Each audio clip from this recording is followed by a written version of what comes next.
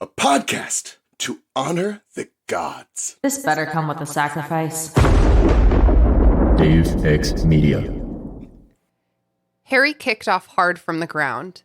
The cool night air rushed through his hair as the neat square gardens of Privet Drive fell away, shrinking rapidly into a patchwork of dark greens and blacks, and every thought of the ministry hearing was swept from his mind as though the rush of air had blown it out of his head. He felt as though his heart was going to explode with pleasure. He was flying again, flying away from Privet Drive, as he'd been fantasizing about all summer. He was going home. For a few glorious moments, all his problems seemed to recede into nothing, insignificant in the vast, starry sky.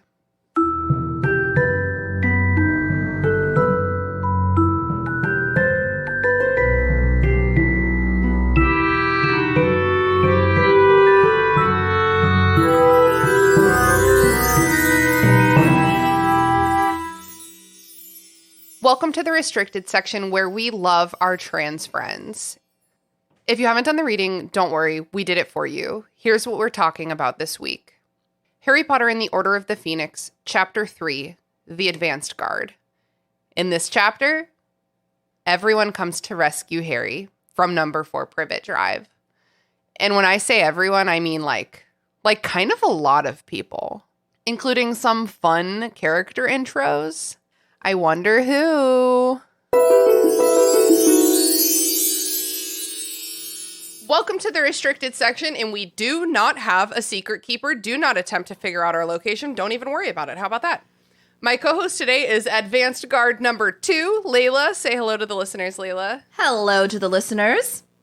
And I'm extremely excited because our special guest today is Dan, host of Hogwarts, a podcast. Say hello to the listeners, Dan. Hey, thank you. Hello to everybody. Thank you for having me on. We're so glad that you're here. Tell the listeners, if they haven't heard about Hogwarts, a podcast yet, what is the show about? Is it maybe really similar to this one? It is. It is very similar. We go through the series chapter by chapter. We're newbies. We're only about a year old. So congrats thank you. On the year. First year is the hardest. It is the hardest. Well, honestly, this has grown a lot faster than I thought it would. So awesome. Great. Yeah. It's great. It's incredible. It's a great problem to have because now we got to keep up in our game, but that's cool. But like a nervous hell yeah. Yeah.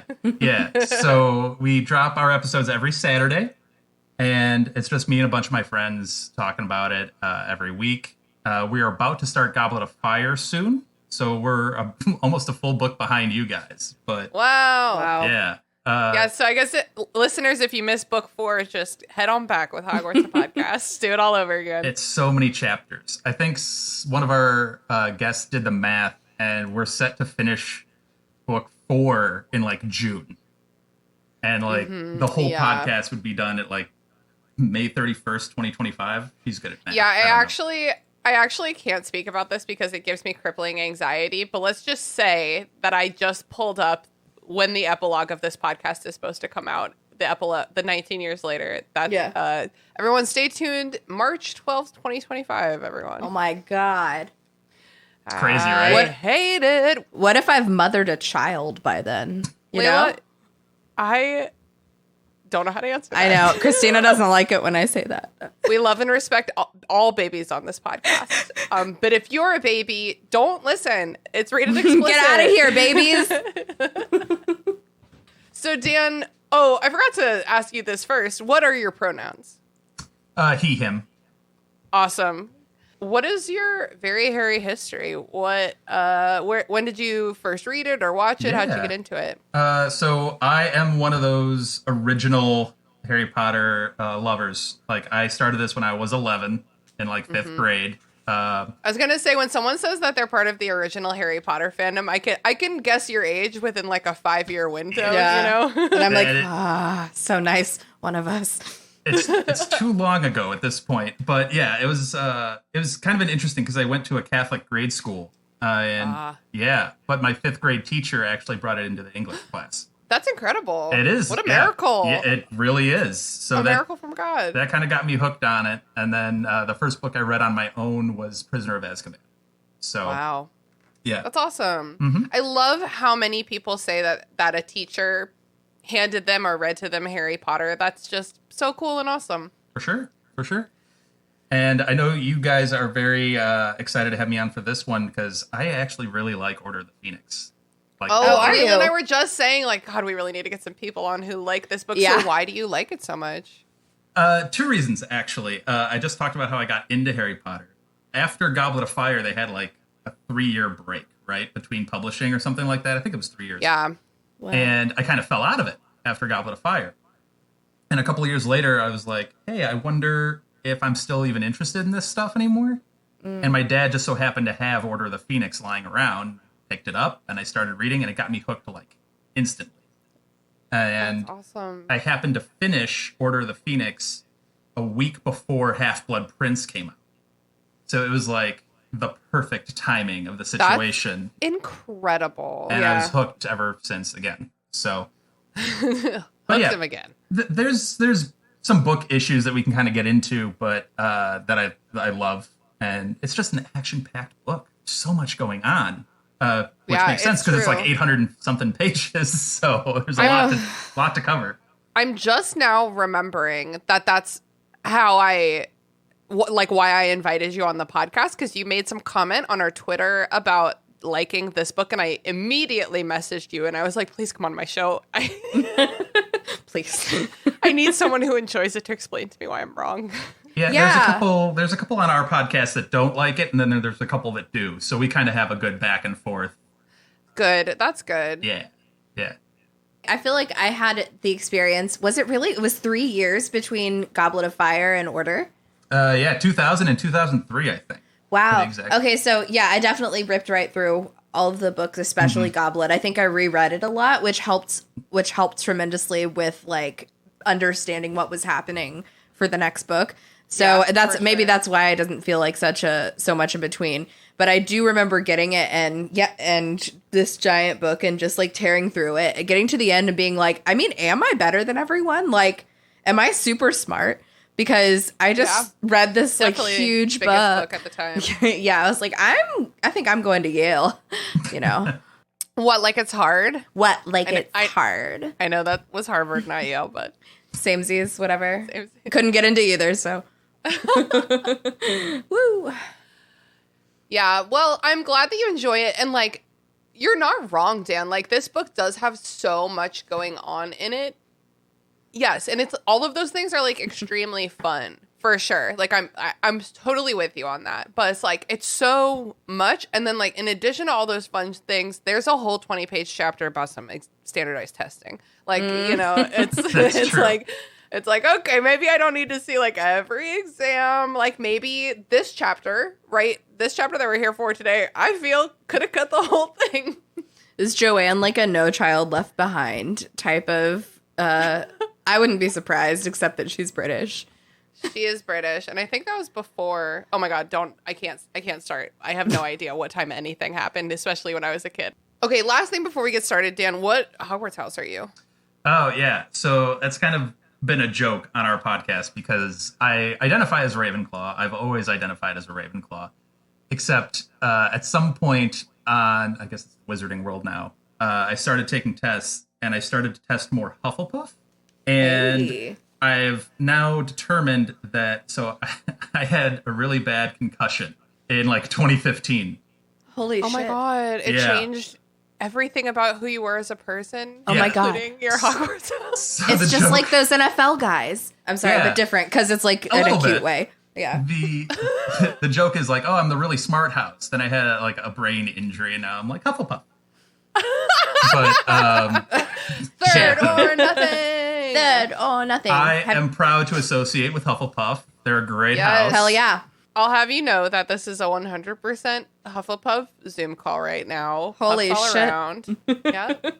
It rarely happens. So, and usually Puff when supremacy. usually when it happens, it's intentional. So yeah, I'm like, well, let's get 3 idiots all on the same call, and we'll just shoot the shit, smoke some weed. So Like, yeah. you really loved Goblet of Fire with like Cedric Diggory being the everything, right? I Carrying love the torch. Cedric so much and wanted so much better for him. Not only same. his death, but also his entire character arc. Yeah. I just like also wish that they had that Joanne had introduced Cedric like, you know, just a little earlier. Maybe like don't invent this character and then kill him off in the same book, you know. See, we got into a big argument when they finally introduced Cedric in Prisoner, and we have a lot of Gryffindors on my podcast. So Gryffindors treat him. That's more than one is way too many. It's a lot of Gryffindor energy. It definitely is. But when he showed up, and I gave him a ton of credit for wanting to replay the match that Harry got injured in, I'm like, that's totally Hufflepuff, wanting to be like, hey, that wasn't fair, sure. That wasn't cool. We won, but let's replay it because that wasn't fair. And Gryffindors were like, man, everybody would do that. That's not special. And I'm like, I work in athletics. Sportsmanship is a rare quality. Like, yeah. Oh my God. Like I've seen people like lose their fucking mind about sports. First of all, that they're not even playing. They're just a fan or a spectator. Yeah. Like that is, if you've ever been with like if this is my perspective, if you've ever been in a room full of your dad's friends all watching football and like you're not really paying attention, but you flinch every time they all scream. So I used to work at a sports bar, which is just really hilarious. Really? Yeah, it's really hilarious if you know anything about me. I don't know what's funnier, the fact that I worked at a sports bar or that I was a waitress at a sports bar. Well, you couldn't have been a bartender bar too high. Right, but I couldn't have been a waitress because bar too high. Oh, that's a short joke. I'm 5'0". Yeah, it's hard in the Zoom. You got to tell people how tall you are. I'm 5'0", friends. I'm not 5'0". So. There you go. I worked at a sports bar where we were required to wear these like really tight low cut t-shirts, and I know nothing about sports. In fact, like at that time especially, I actively hated them, but it was right next to my dorms. So I had to do it. But I will say having like on Sundays, if I had to ever work on Sundays, it was like, it wasn't even like the tips are good, because a lot of times guys will just like sit, like a table of like 20 will just sit at a table for like 4 fucking hours. Why do the games take so long? That's too long for one game. Hey, Leela, I'm sorry. This actually isn't our sports slander podcast. You're right. Wait, how did we get here? You know what? What were we talking Cedric. Talking about Cedric. Well, I wish the plot had done him better. Yeah. I agree. Dan, have you seen Puffs? No. I highly recommend them play Puffs. It's on Amazon Prime for, I think, $3. And it's, what was it? Oh my God, what school was it? But it's Michigan? like a play. No. That was a very part of musical. Yeah. It's like, what do they call it? A live shot? Like Hamilton, they did like a live shot. Isn't that what it's called? Okay. Of Puffs, and it's about like what were the Hufflepuffs doing during this whole series, and it's incredibly fun and hilarious, especially if you're a Hufflepuff. And Cedric is a very exceptional, well-realized hero of a character in that play, and I gotta check this out. Yeah, it's my amazing. Cedric. That's cool.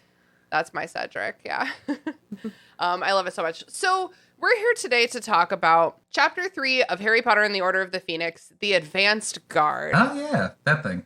Okay. Yeah, so you might remember that last week on Harry Potter, Harry is really, really grumpy. He got attacked by some Dementors. He defended himself with magic. He got 5 letters in a row saying, you're expelled, you're not expelled, you're definitely not expelled, don't fucking go anywhere, and remember my last Petunia.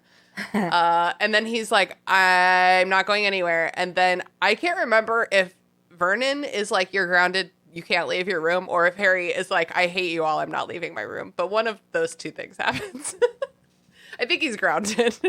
Yeah, I think he's grounded, and then he's also like, fuck you, I like my room, and you guys suck. Yeah, pretty much. It was weird to see Petunia kind of come in as a more defensive character in that chapter, though, randomly. After the crazy, aggressive, echoing howler that they got, she goes, oh, no, he's staying. We're good. Everything's cool. We're cool. I would love to ask the two of you, I think I brought this up in last week's episode, but if you were Dumbledore and you knew that Petunia Dursley was about to kick out Harry, and like you don't want that to happen, and you wanted her to remember that there's some magic at play that she's participating in and she needs to not turn him out of her house, you're going to send her a howler to remind her of this. Do you say in that howler, remember my last Petunia? Is that the message that you would pick to convey what you're trying to do, Dan? I actually did think of that.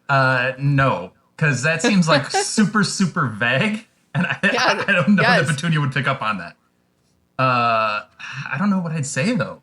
What about you, Leela? Do you know? I think it's great. I think it's like just the right amount of drama and like unnecessary vagueness. It's vague enough so that no one else knows what it's talking about, just for that extra layer of mysteriousness for no reason.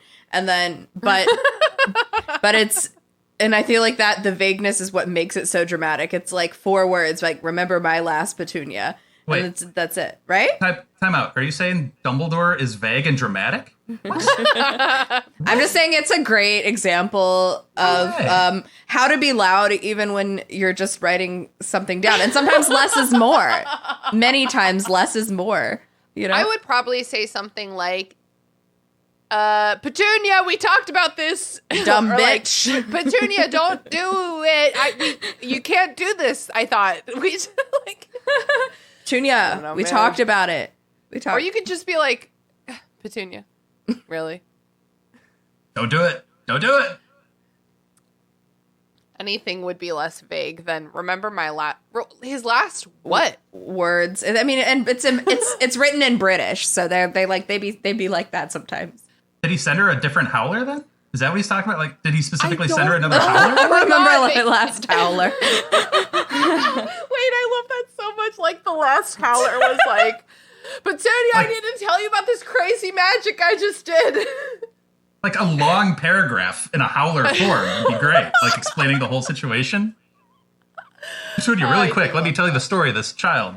Okay. All right. Well, that's the official stance of the podcast now, is that he meant to remember my last howler.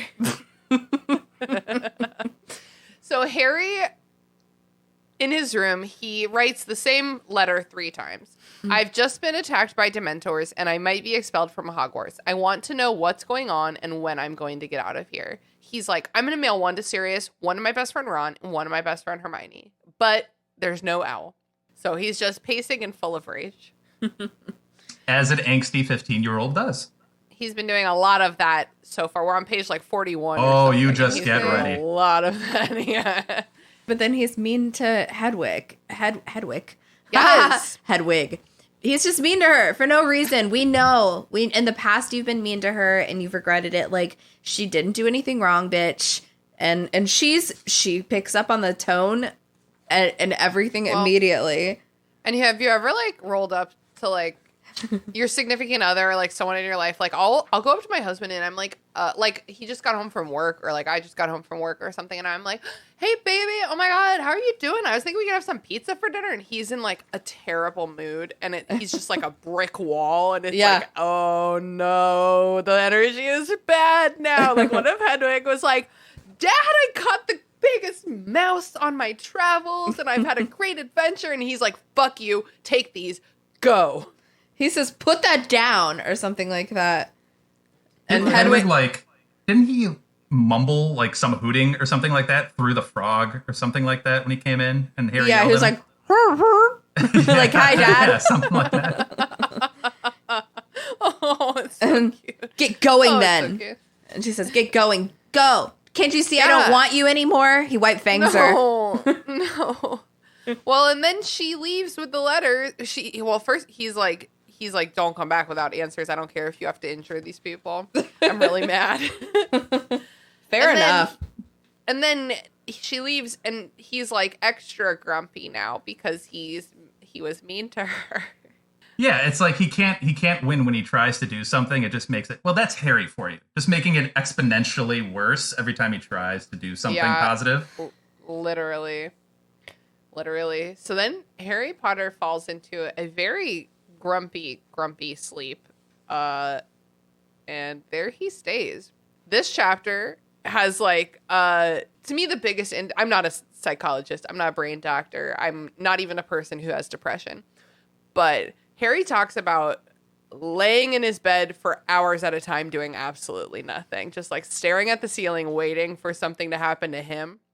And to me, that just screams depression, right? Like it's not, at least in my very limited experience, it's not like crying so sad all the time. It's like this like void feeling. Yeah, it's like an emptiness. But also, I feel like, what the fuck else is he supposed to do? He's in literal solitary confinement. Like, you can only read your, few books that you have so many times. I was just about to say I would definitely read.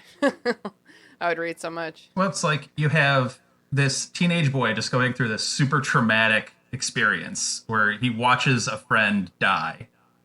And then he's confined in his room and no one's telling him anything, even though he's witnessed the, Voldy return. And I can imagine him just stewing and just not... A lot of people have the complaint of Harry's angst in this book. A lot of it's justified. Like, hey, no one's informing me. I was the one that witnessed it. My friends aren't really... And I think you guys talked about it on your chapter 1 of him getting these letters and them telling him nothing. Like, hey, there are really important things going on, but we can't tell you anything. Really? Like, that's just going to make me more and more angry as I go. Yeah, it's like they're trying to manufacture FOMO. Yeah.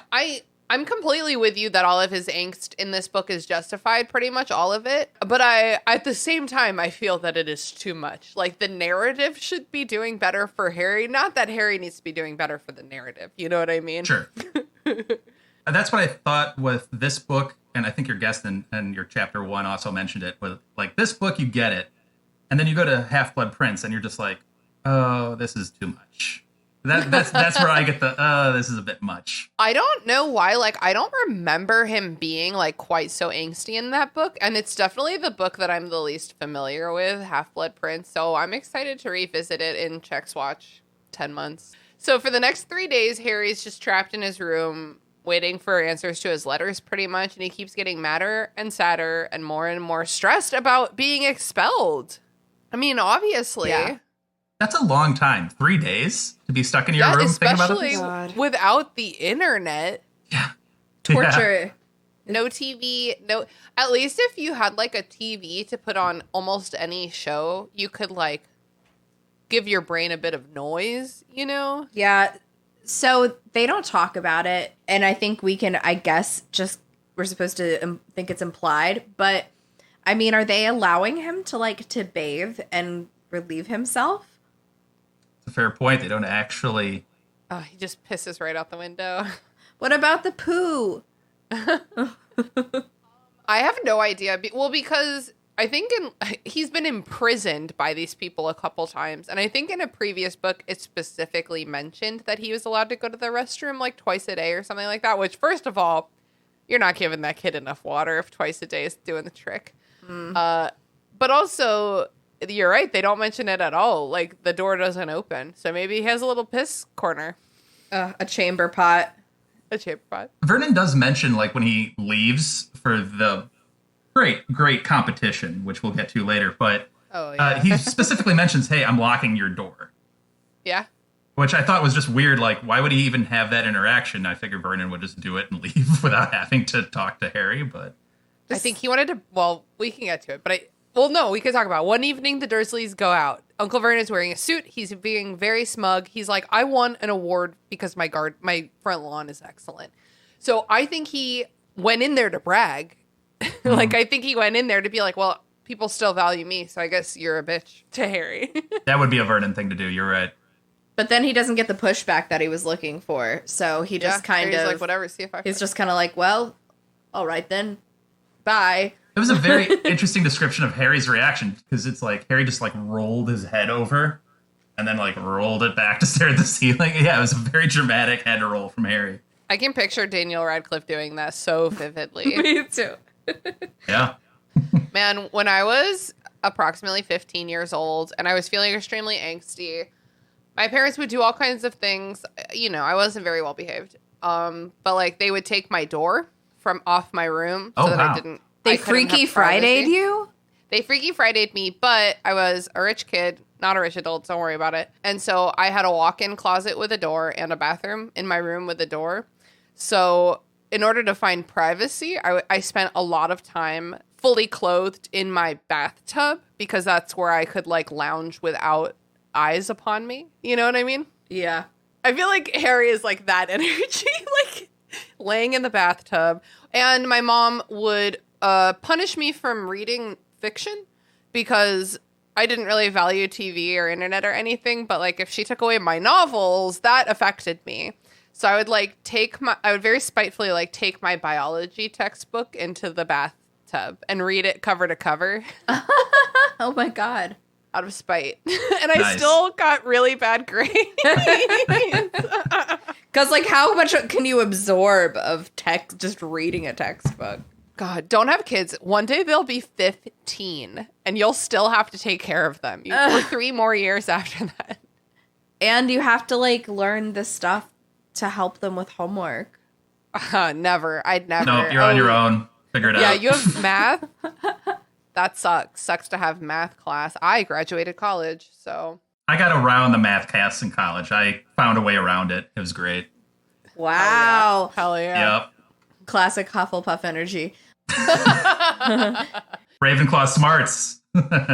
I have lots of memories of my mom and dad, but mostly I think my mom would do it. Just like trying so hard to get me to understand my math homework and me just like angry crying, like hot tears. I've definitely angry cried over math more than one. I've angry cried over math with my poor beloved husband, Sean, because I, for one semester of my adulthood, was like, career's not working out. I'm going to go become a teacher. They're like, you got to learn math for that. And I was like, well, I'm an engineer husband. If I'm going to learn math, now's the time to do it. I was wrong. I cried. We almost got divorced over that shit. We weren't even married yet. Yeah, because to math people, it's like their mind just gets it. So they're like, why? So you just do it and then you get it. Meanwhile, I'm like, hey, Sean, when you have friends over, you should put your phone away and pay attention to them. And he's like, does not compute. Just kidding. I love my husband, Sean, so much. Yeah, I tried my best to get out of calculus. So I went to Northern Illinois University. Calculus. And it was like a calculus lecture hall. And I was like, I don't want to do that. Wow. So I went to like a community college in my area that was teaching like how to do a mortgage, how to buy a car, like things like that. I'm like, that counts. That's exactly what I did. I took my hard science classes for college at my local community college. And because I did a liberal arts degree, I didn't have to take any math except for math for critical thinkers, which is exactly what you just described. Mm-hmm. It's like math for idiots to make them be able to literally live their life without being stupid.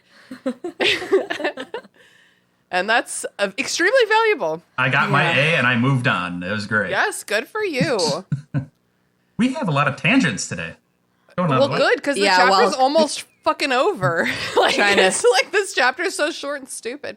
So, yeah, and then Harry, like, the Dursleys go, and, like, Harry just lays there, and he lets it get dark around him, and he, like, can't even be bothered to turn on the light, and it's extremely sad to me. Reminds me of that scene from Twilight: A New Moon. Yes, I was just, if you weren't going to say Twilight, I was going to say Twilight. When it's like Bella's super depressed and she's just sitting like this one position.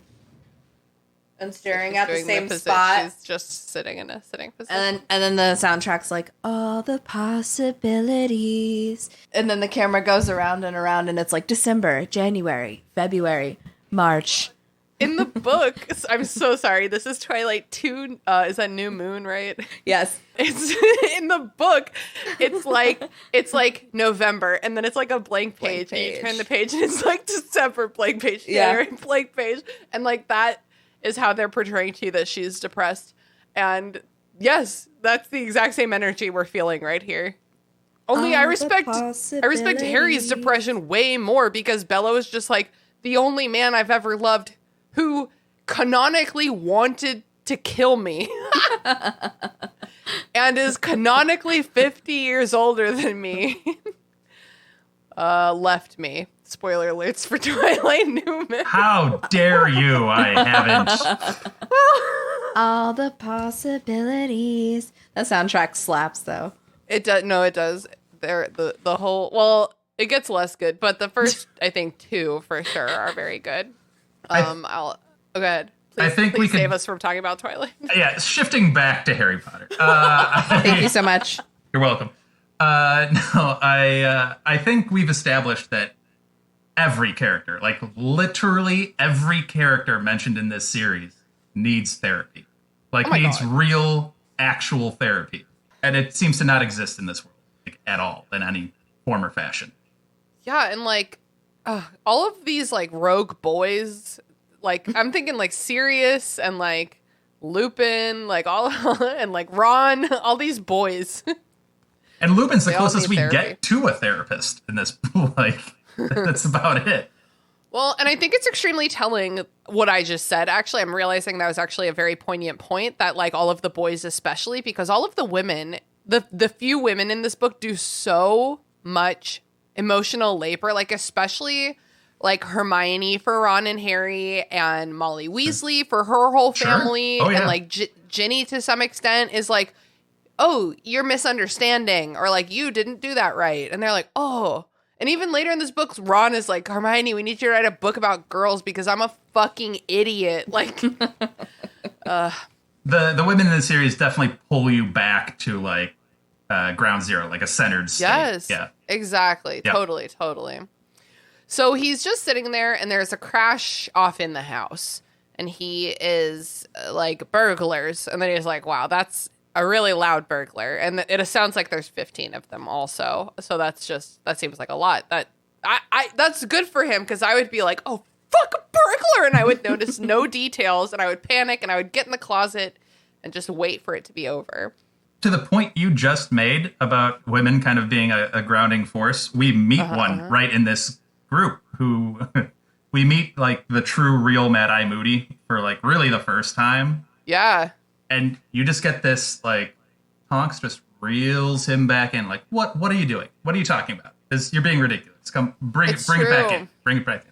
I love it. Yeah, so there's a group of people on the stairs. Mad Eye Moody, whom, as a reminder, Harry has never met. And Harry's like, I'm suspicious now because someone was pretending to be you last year. But then there's also Lupin. So Harry's like, I'm not suspicious because you're one of the few adults I've ever trusted. Yep, pretty much. Finally, someone lights their wand, and Harry can see Moody, Lupin, and some weird magicians he's never met before. The woman, Tonks, says Watcher, which Yeah. I have read this book 12 times. I've never looked this up before, but my notes say, I've never looked this up before, but I shall do so now. And then there's like a new bullet point. It's a throwback Cockney word for what up. That's what Watcher means. Ooh, oh my God. So What up? I like it. So Tonks, it has a Cockney accent canon. All right, let me do my best. I guess. I'm Yeah, just I kidding. don't know. Let me know. They want to make sure it's actually Harry and not an imposter, which, like, I think Harry's face should say he's not an imposter right now, because he's probably like, what the fuck? His gaunt face and haunted eyes should make it well aware that he is who he says he is. It's clearly Harry. No one could feign that kind of trauma. Yeah. Yeah. So in order to make sure that it's actually Harry, Lupin asks, what form does your Patronus take? Don't forget that the Patronus is going to come up a lot this book. A little bit. True Couple of times. I'm a corporeal Patronus? And then Tonks is like, hey, Watcher, I told your stupid uncle that he won a fake prize, and they sent him away to accept the reward, but there is no reward, and we're here to take you away. How Dursley is that award name? The All England Best Kept Suburban Lawn? Isn't that like Dursley Awful. persona? Like, that is just perfect. Well, and it's a drought this year. They mention in the first chapter that it's a Yeah. drought, so that lawn probably looks awful. Yes. But just plays right into that vein, Vernon Dursley lifestyle. Yeah. I wonder how she knew that was the key. Like, who gave her that inside info? Like, hey, if you're going to fool Vernon Dursley, here's how. There's something extremely puckish about Tonks, like pretty immediately. Oh, yeah. Like just Yeah, for sure. the mischievous glint in her eyes. Yeah. But also like just like the total awareness of everything and everyone. She can read people pretty easily, it seems. Except her own body. She has no idea what that is Yep. doing. Yeah. She does True. seem like the odd one out in this group. Like, everybody seems fairly serious, fairly, like, kept under control, very calm. And then she's just like, hey, what up, guys? What's going on? Oh, probably smart to turn Yeah. on the wand. And, you know. I almost feel like Lupin and Mad Eye were like leading this, because it's like, you are like a very badass Auror, and you are someone that Harry knows and trusts. So like the two of you figure it out. And I feel like Lupin was like, let's bring Tonks. Like, Harry's not gonna like all these grown-ups like fawning over him. You know, like, let's bring this silly idiot. He'll like that. I honestly and he does. I forgot half these people even showed up for this, honestly. Yeah, there's a character named Hestia. Yeah. Yep. Sturgis Podmore, is that right? Yeah, let's get into it because I counted. So first we've got Lupin. So that's one. Lupin. Then we've got Tonks. We've got Kingsley. We've got Elpheus Dodge. Elpheus Dodge? Yeah, I don't know. He comes up in the 7th book. He has a medium important line or two. Okay. Daedalus Diggle. Daedalus Diggle, classic. Tell us all this time. He pops up everywhere you least expect it. Is it? Okay. Emmeline Vance. Yep. Yeah, okay. And then, I'm only remembering these names like this because I read this chapter like 2 hours ago. And then Sturgis Podmore. And Sturgis Podmore, we'll probably never hear from him again. Hestia Jones. I don't think we... No, we do hear from Sturgis Podmore again. He gets murdered because something about them. I almost forget, even though I read this book like 2 weeks ago. But Sturgis Podmore, I think he's like the first guy who gets caught guarding the Department of Mysteries in this book. Okay. And they like kill him or something. No, they arrest him. I don't fucking remember. No, the guy's name is Bode, who they kill. Wow, stay tuned. We'll fucking figure it out as we go. So that is a lot of people, and they say that they hang a little lampshade on it. They're like, yeah, that's a lot of people, but everyone wanted to come meet you, and like that. I'm not buying that explanation because Mad Eye Moody would never let the Operation spiral because people wanted to meet Harry. That's True. So impractical. That's a good point. 8 people, a team of 8. No. Yeah. So Lupin tries to introduce Harry to Mad Eye Moody, and Harry is like rejects it. He's like, I know, because he feels like he knows Mad Eye Moody already, even though he doesn't. And it's so funny to me because Harry is so deeply unlike myself. There's no world in which I, Christina, am not like, wow, that's fucking weird because I thought I knew you last year, but it wasn't even you. This is so awkward. Nice to meet you. Shake your hand. Like, there's no world in which I'm not drawing attention to how awkward that is. Yeah.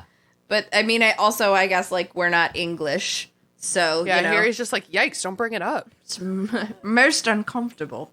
And let's be real, is this really the weirdest thing that's happened to him? I guess not. This is pretty much par for the course, right? Well, and considering how, like, brain dead he's been for a couple days, he's probably kind of shocked right now. You know what I mean? Yeah. Like, people talking to me, interacting. Yeah. Someone's looking at me. Someone's making eye contact with me. So then Lupin is like, this is Nymphadora Tonks. We haven't fucked yet, but I'm gonna fuck her someday. Mm-hmm. Oh, he's thinking about it. Oh, he's thinking. We're all a little bit thinking about it. She can make herself look like anybody. God, obviously everyone wants Tonks. She hates her first name, Nymphadora. Do we think that's because of nympho jokes? Yeah. 100%. Nympho. Okay. Or, like, if maybe Joanne didn't know about that, like, just nymphs in general. Like, oh, it's so girly and feminine, and they're, like, seductresses. And And then Tonks is like, I'm not like other girls. Exactly. She's not like other girls. She's, like, the Zooey Deschanel of the series. It's a good comparison, actually. It's a really good comparison. It's true. It's true. She would like in Yes Man, Zooey Deschanel, which I consider to be like the pinnacle of her not like other girls career. She has that band that only plays like at that one bar, and they all dress up like cosplay as like underwater creatures, and she cosplays as a mermaid, and she's like, you can't ever call me after 11 p.m. Wow, that one's not in the memory bank. I don't remember that. I could see, oh my god, I almost said Nymphadora. Wow. I could see Tonks creating a band like that. Like, if anyone was going to create a wizard band, it's going to be Tonks. We have had on the show Steph, lead singer of Tonks and the Aurors. Oh, that's true. I forgot the band is called that. But that's because Tonks should be in a band, for sure. Yeah. And if you haven't checked out Tonks and the Aurors yet, please do. They have also a Percy Jackson album, which is extremely cool. Nice. Oh, that's awesome. Awesome. Yeah. So, I want to circle back to a man whom I love and respect, but the narrative does not. And his name is Kingsley Shacklebolt. Love he Kingsley. I do too. But he is a black man, and his last name is Shacklebolt. Oh. That's a dead stop. Oh. We need to talk about this. Us three white people need to talk about this for a second. Okay. Nope, go right ahead. Do you have something to say? Well, I was wondering with the previous discourse that I've heard recently about Kingsley, we don't say his last name, and I was like, I'm so dumb. I was like, is it because like bolt, like is it like a penis, like a phallic thing that we're not okay with? That's unusual for the group. What do you call? It's not a cock ring, but it's like a cock prison for like BDSM stuff. What is that called? I don't remember. Oh gosh, let me go get mine. Shackle bolt for your. Better be careful Googling that, and you're gonna go down a real cock prison. J.K. Rowling is a racist person. I'm so sorry, Joanne. Our ex best friend Joanne is a racist person. She's also a sexist person. She's also a transphobic person. We could talk about those things at other times, but we're here today to talk about how she is a racist person. Because Kingsley Shacklebolt is a bad name for a black man. Yeah, that's like you almost feel like both the name Kingsley and the name Shacklebolt are both just vibes that she's gotten from black people that she like doesn't know any, and she's like, well, they like to say king, which she probably does not understand what that's about. And, they were enslaved in the Americas. So, Shacklebolt. So she had Dean Thomas, which is a very generic, straightforward name. Dean Thomas, best. That's exactly how you write a black person. Just like as if they're a regular person. Right? Then where do you deviate to have this awesome character who's profoundly powerful and cool to just, I don't know where the disconnect is. I really think it's that, like, Joanne does a lot of character building in her naming. Like, sure, Daedalus Diggle, like, you know what that man's about. You know what I mean? Tonks, she doesn't like Nymphadora, Tonks only. Like, you kind of get a vibe from that. So, like, I think Dean Thomas is a character, like a fully realized character. He's there the whole time. All the kids in school have, like, I say normal names, like, relatively normal names. Draco Malfoy. But, like, besides that, they have, like, I think what I would consider to be, like, a legally acceptable names. Like, a nurse in the hospital would permit it. We need an Irish name. Seamus Finnegan. That's very Irish. Right. There you go. So, that circles us back to how Joanne Rowling is, nope, I'm just hitting her with the Joanne, is a racist person. Hold on. I'm going to have to think about how to look this up because it's one of the funniest things I've ever seen on the internet was a thread about like describe yourself like J.K. Rowling would, or like it was a lot of like self-deprecating racial humor that people were posting, and it was extremely hilarious to read. And I will try to find it and post it. I'm not even going to attempt to bullshit one of those jokes as a white person. But she's racist. We have Cho Chang. That's a racist way to name somebody. That's like Kingsley Shacklebolt. That's a racist way to name somebody. So because we love Kingsley and he's an incredible character and we wish the narrative did him better, we are going to not mention this again because we don't like to harp too much about the ways in which Joanne has disappointed us. And for the rest of this book and beyond, we're going to refer to him only as Kingsley. Opposite Tonks, we would like to only use his first name. That's his preferred name because that man is a king. I will say, like, too, like you mentioned, there were enslaved people in the Americas. There were enslaved people in Europe and England as well. Now, sure. Granted, they ended slavery about 100 years earlier than us. So it's a little bit further out of their...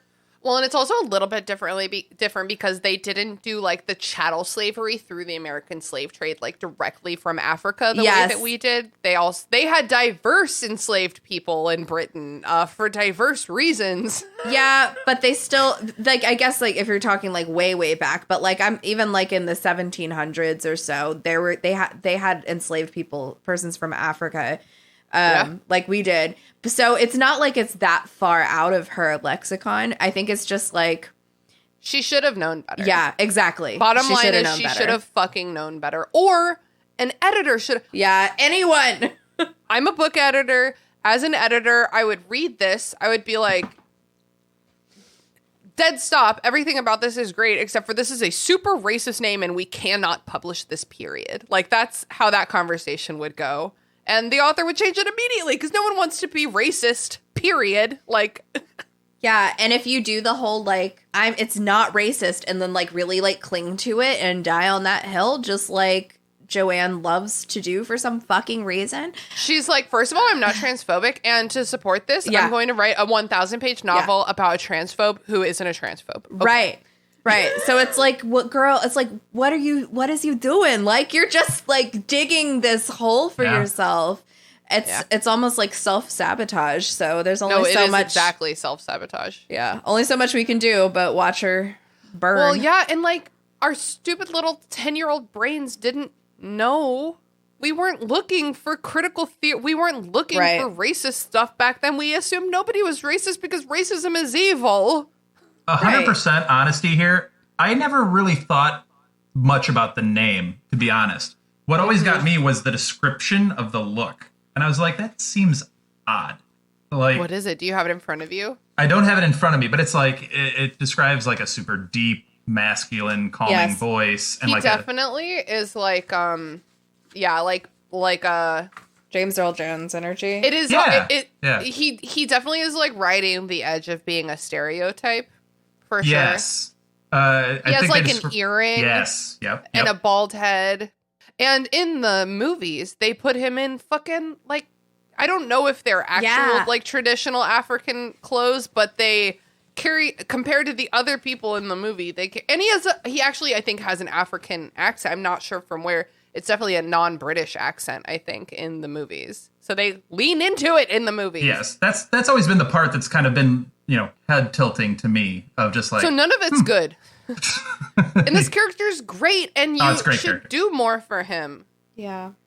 The only good line he has in this whole fucking book is saying, Dumbledore's got style. No, that's not even in the book. It's a movie memory. That's in the movie. Oh, it's a movie memory. I'm carrying on. So they're like, hey, we gotta go. We're flying. And he's like, are we going to the Burrow? And they're like, no, don't worry about it. Just go pack up your stuff. He's like, please, someone tell me anything. No. He's like, what's up with Voldemort? And Moody's like, we'll fucking talk about it when we get there. Oh, yeah. Can we talk about that for a second? They mention, or Harry starts to say Voldemort. Yeah. Doesn't even say it. And he just gets odd hissing noises back at him.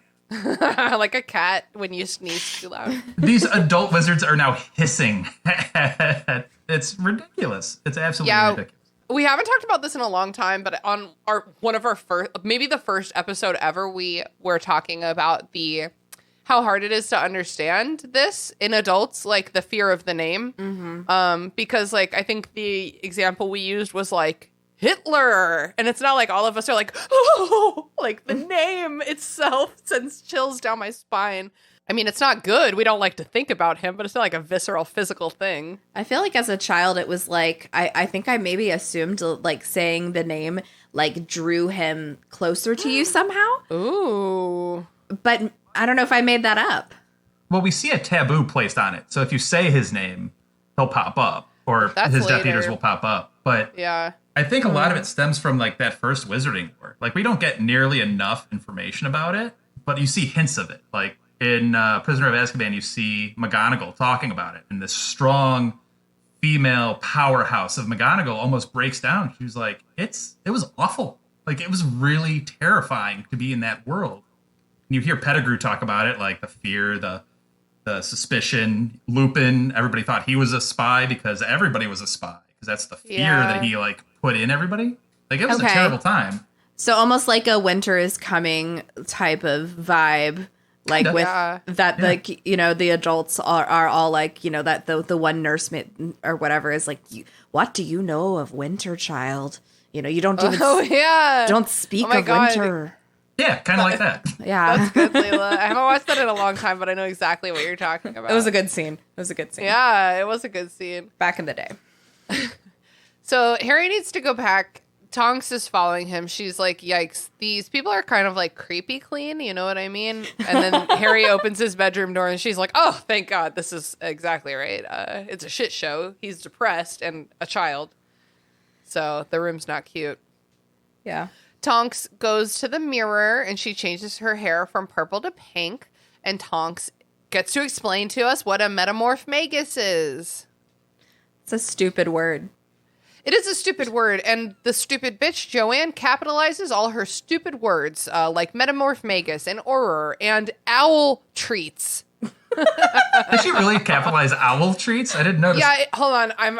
I know I wrote it down. Owl treats. Okay, it happens literally in chapter 6 of the Noble. I just did a control F. No, chapter 6, Noble and Most Ancient House of Black. She capitalizes owl treats like she invented the concept of treats. Sorry, me, for stealing a cool line I wrote for later, but you're right. The more I think about it, everything. You're right. The more I think about it, she does capitalize some very odd words. Yeah, and that's I work in books. I publish a lot of science fiction and fantasy, and that is like rule 1 for world building is if you capitalize something, you're drawing attention to it as something that you have invented for this world, because we don't capitalize things that happen to us in every day. If you lowercase them, you help them blend in as part of this world. So she's like, I invented metamorph magus, and I'm going to capitalize it. Yeah, I feel like this is further evidence of your theory that just like the editor just like tapped out at this book, because especially at this point, it's like, just make me money. Just make me the money. They'll read anything. Yeah. Yep. I have a feeling, just based on, history, that Joanne's not exactly the most, receptive to any type of criticism. So I've worked with authors like that, and they're awful. Yeah. Terrible. Criticism is a gift. Take it. Graciously. It's how you grow. You have to be able to, it hurts, but you have to be able to take that information and grow from it. Yeah, exactly. So Tonks also tells us that she's clumsy. Like, what a quirky, silly, that's like so random of her. I like how she describes like the aura training, and after you learn about her super cool trick that she has, it's top marks in concealment and disguise, and then she nearly failed stealth and tracking. Which I just love that there's extra, like a doctoral degree for auras. I love it. Stealth and tracking, that's big ranger energy. That's some Aragorn shit right there. I'm in my headcanon, he's teaching that class. It'd be great. And then Tonks is the Merry and Pippin in that class together. So Harry's like scrambling around trying to pack, and Tonks is like, oh, I actually am a magician, so I can do this for you. She packs it all by magic in one fell swoop. Let's talk about this. How does she know what to bring? It's not every object in the room. Yeah, I'm figuring that it's almost like she does like a whole, like maybe like grabs the bed, like she takes the one and then like the bed sheet folds up and like gathers all the shit on the ground somehow, scoops it up. Why does he need his bed sheet? He's going to a help different bed. Get it all together. I mean, I'm not a professional organizer. A magic mover. I think it's whatever clothes and or book. First of all, I don't think he has probably a ton of extra stuff. I mean, it's Harry at the Dursleys. It's pretty much, old clothes and his school stuff. So it's like, here we go. It's not like he has a PlayStation 5 or whatever. Well, okay. Thought process. Mm-hmm. He is living in Dudley's second bedroom, which was originally the toy graveyard, and it did have a PlayStation in it. That's canon. True. I think you're right. It was a broken PlayStation, but it did exist. So I think there's a bunch of crap in there still. I don't think he would move that stuff out. I don't know. Harry can't have such luxuries. Even broken things. How dare he? Broken PlayStation might give him hope that there might someday be a real PlayStation. Take it away. Yep, exactly. She's ogling over the firebolt a bit. The text calls it an international standard broomstick. I wrote that down, but I don't remember why. Well, that's cool. He's got the pro level broomstick. Yeah, literally my note just says with one question mark. Like, I have no idea why I wrote that down. They go back downstairs where all of the other magicians are checking out the funny muggle home. They're looking at the microwave, and Hestia's like cackling over a potato peeler. Is that what the line is? Yeah. It's hilarious. I'm Hestia in this scene for sure. Two of them are trying to figure out a microwave. It's weird. Yeah.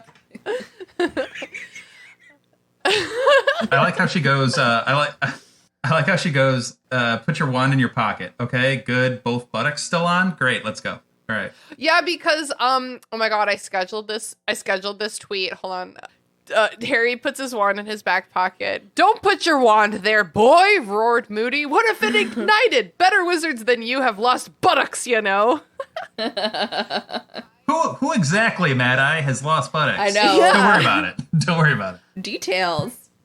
Whenever I'm like reading our episode chapter, I try to schedule quotes from the chapter, but this one is not great for that. This is the only quote I pulled from the whole chapter, is the lost buttocks quote. A solid one. So Mad Eye Moody disillusions Harry. He's like, "The cloak will blow right off you." Wow, I was like half reading this. My notes are like, "Why not the cloak?" So Mad Eye Moody tells Harry the plan. He's like, "We're going to here. If anyone gets killed, this is what we're going to do." And Harry's like, "Is that likely?" But like this exact scene happens in 2 years and several people do get killed. Yeah, no, that's all I could think about when reading this scene. I'm like, oh my gosh. Like this is so much scarier in 2 books. Yep. Especially right after the comedic scene of it. Like the comedic changing. Yeah. Everyone changing into Harry. That might have been the first time I think I actually gasped out loud while reading a book during the Seven Potters scene. Really? Yeah, I think that was the first That's time. cool. Yeah. Scandalous. Everyone's Harry. Hedwig, I think? I think it was God. Hedwig. Oh, But anyway. can't talk about that. Anyway. So they're looking for a signal. Sorry, it's all spoilers all the time, but I refuse to think about how Hedwig's going to die someday. The first signal indicates that they should mount their brooms. The second signal indicates that they should take off. Why do they have 2 signals? Why do they have a signal at all? Why can't they just go? Well, didn't they say they have so not only are there these 9 people that came to rescue Harry, there's Right, apparently there's a backup. Yeah, there's like a second guard that he doesn't even There's see. the advanced guard and then the backup guard. Yeah. So there's, who knows, there's 18 people with this? I don't know. That's also A guard and B guard, advanced guard, backup guard. Mm-hmm. Yeah, well, so is the backup guard sending 2 signals? Yeah, I think so. I think that's how I interpreted it. Okay. What are they ensuring? So wait, wouldn't they then be technically the advanced guard? Wow. Because they've gone on ahead, right? Yeah, technically, wouldn't they then be the advanced guard? Wow. I Mind can't with blown. that. We've been reading this wrong for years. And like, why 2 signals? Like, why? I guess if you miss the first one, you'll see the second one. Yeah, I don't know, man. I don't know either. It should just be one, and hey, you're good. Go now. But Yeah, seems like maybe some drama for drama's sake. Yeah. they just want fireworks. They just want to see fireworks. That's all it is. So they, I was going to say blast off. They fly away is actually what happens. Harry is so happy to be flying again that it cures his depression. Isn't that cool? Not sure that's how depression works, but we'll keep He's going. like, oh yeah, life is worth living. I Yep. forgot. He's having a full Adina Menzel defying gravity moment. Oh my God. I'm seeing that tomorrow. Wow. No, is that Wicked? Yes. Yeah. Yeah, I'm seeing that tomorrow. I've never jealous. seen it before, so I only know through cultural. It's real good. Yeah. Good. Hell yeah, I'm so excited. It's fun. It doesn't have Adina in it. It's here in Richmond, but that's fine. Slightly worse then, but still good. Still good. I do kind of relate to this because every time I get on my bike, I'm like, oh my God, I forgot how fucking fun riding my bike is. And I'm like, I can go so fast. So I kind Wind of get whipping it. in the hair majestically. Yeah. Yes. Yeah. And then I'm like careful down the hills because I'm kind of clumsy. I'm not like other girls. There's some Quidditch style broomstick shenanigans. They're just flying about. I don't know, man. Nothing. At one point, Mad Eye Moody's like, we should circle back and lay a false trail. And Tonks is like, no, We're right here. No. we're not doing it. And then they land. It sounds like a pretty miserable experience because they were all like Yeah. frozen to their brooms. They were flying through. Moody wanted to fly through clouds, which Tonks Or points out wet. would get you like iced from all the moisture in the clouds. So it's no, we're not doing that. No, Yeah. none of it. No. So they descend and they land on a small square of grass. Harry does not know where they are. Moody pulls out Dumbledore's deluminator and turns out the streetlights. So here's a quick question. The book calls it a put outer. Correct. But I remember the word deluminator. That's What in is book that 7. from? That's in book 7. Oh, that's like the ministry approved word for it. Exactly. He gets left the deluminator. Okay. Which I do vastly prefer that linguistically to put outer. That sucks. I know, right? And my edition, it's called an unlighter. What edition are you edition reading? do you? It's not. I thought the Hold it normal up. one. Hold it up. Doesn't that look normal to you? It's called an unlighter? Yeah. No, that looks like the book I have. I wrote it It looks like the down. book I have. I wrote weird. it down. Yeah. It's the Scholastic hardcover, if anyone's wondering, the all blue cover. Yeah. Tell us what your edition says, because mine says put outer. Same. Unlighter? How is unlighter is even worse than put outer? Is it? I think it's better. Put outer. That sounds like you can't. That's like something you just made up really fast. Ooh, that sounds like in the song from Grease, Summer Lovin', when all the boys are like, did she put out? But like in song form. Was she a real put outer? Ooh, she was a real put outer. Yeah, there you go. I never thought of it that way, but now that Tell me more. sounds exactly like it comes from Greece. You're right. It's a musical heavy episode. It is. Mad-Eye Moody hands Harry a note that says, the headquarters of the Order of the Phoenix may be found at number 12 Grimmauld Place, London. I'm sorry. That's so stupidly dramatic. Why are they communicating this way? Because Dumbledore's the secret keeper. Okay, but they've come so far and told him nothing. Can't they just bring him inside? Now is when they're gonna start communicating. It's so unnecessarily dramatic. He can't get inside until they tell him the address. It's like a special spell that's hidden. Yeah, you didn't read ahead, Leela. Oh, after this chapter? Yeah, no, I'm like in the middle of the next chapter. It looks like the house number 12 isn't there until Right. Harry learns that number 12 is there, and that's what he's trying to find, and then the house appears because he has received the secret from the secret keeper, Dumbledore. Technically, it's his handwriting. Okay, I feel like that wasn't clear, but that's... You're on the high alert for drama right now, and I totally appreciate that. That's all right. Sometimes it's not drama, and it's real magic laws. So, appreciated. Yeah. I wouldn't put it past Dumbledore to have some dramatic reveal in placement. I mean, this whole thing is technically a dramatic reveal, really. But It is. Yeah. It's extremely dramatic. This whole chapter was extremely dramatic without much substance. Why, though? Well, that's the end of it. Dan, did you have anything that you want to circle back to or any final thoughts?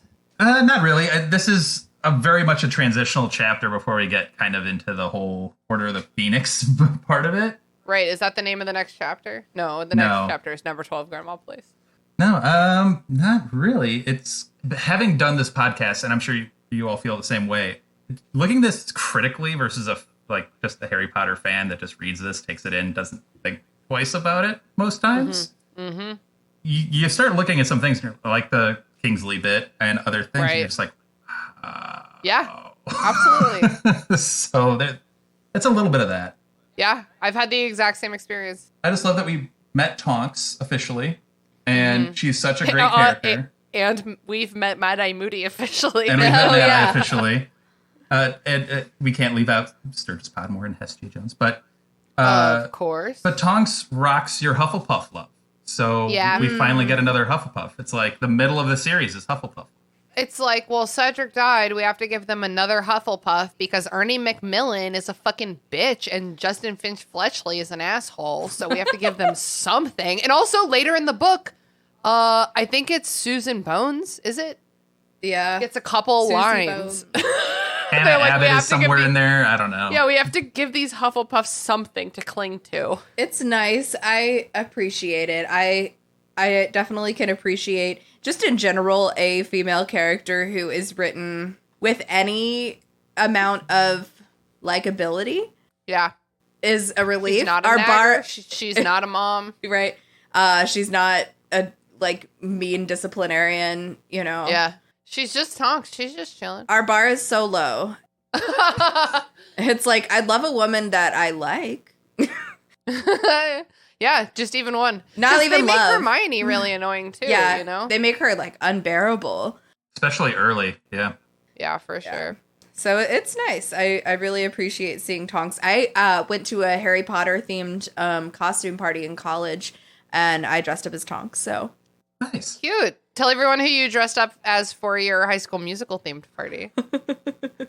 I dressed up as Ryan. I'm so sorry. I just had to put you on blast. It was the okay. funniest picture I've ever seen. It's pretty amazing. Out of all those characters, she picked Ryan. I'm not a Gabrielle. Sharpay. Gabriella's wasn't interesting enough for me, to be honest. And Well, and Sharpay's mean, and that's two girls.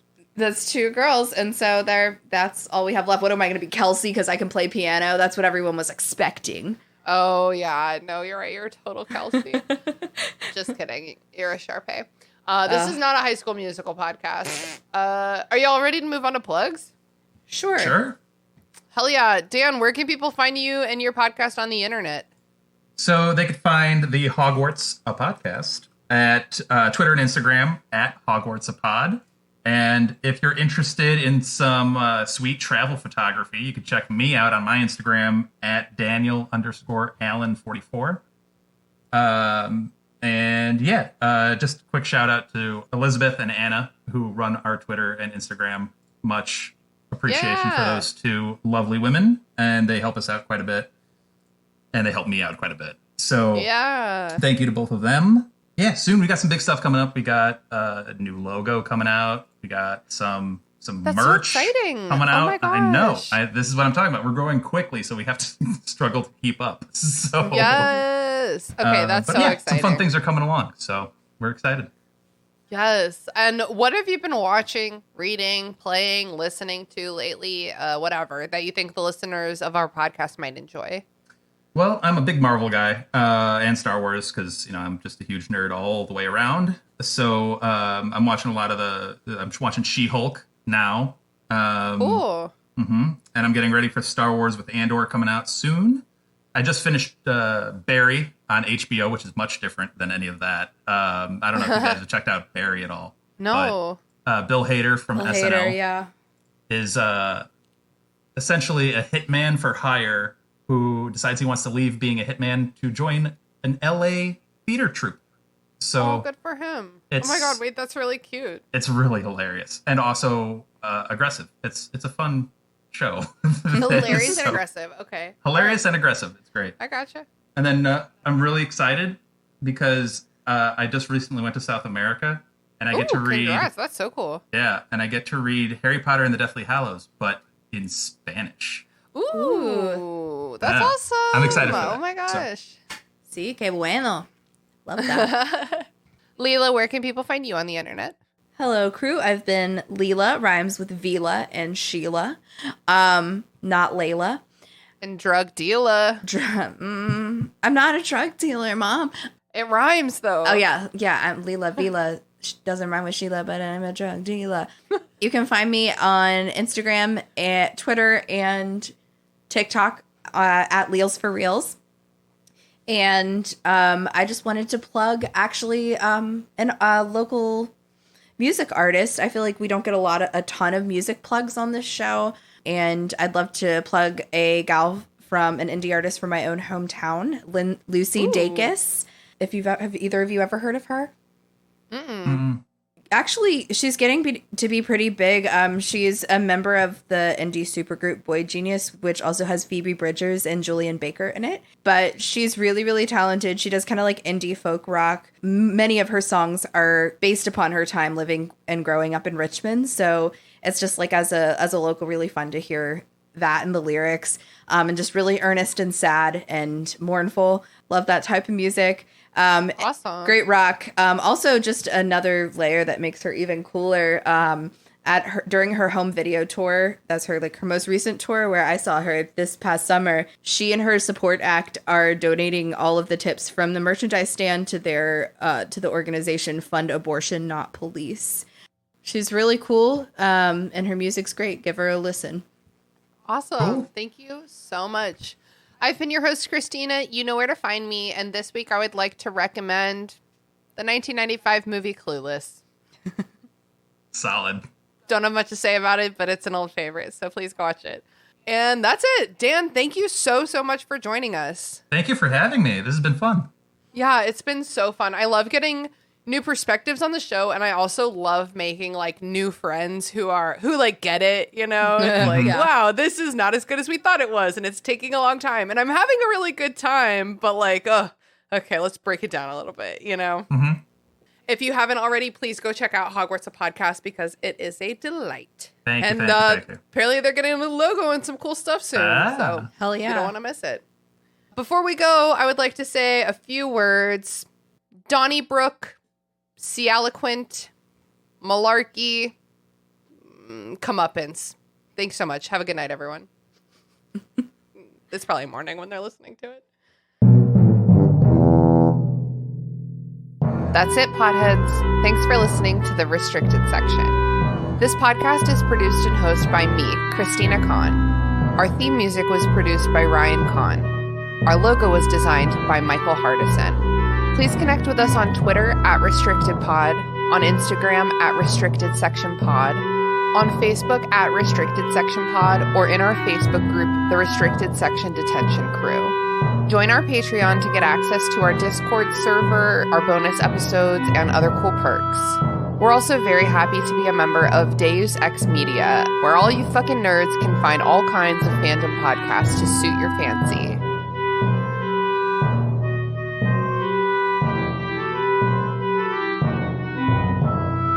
Do you ever watch something? Or read something. Or play something? With your kid? Or with your mom? And then argue about it incessantly afterwards? Well, how about you listen to us do that for you? Check out our podcast, Fandom's Gone Wrong. An adult media podcast coming out every other Tuesday. On the Movie Night Crew Network. I was like, what's happening? Did a spider come in?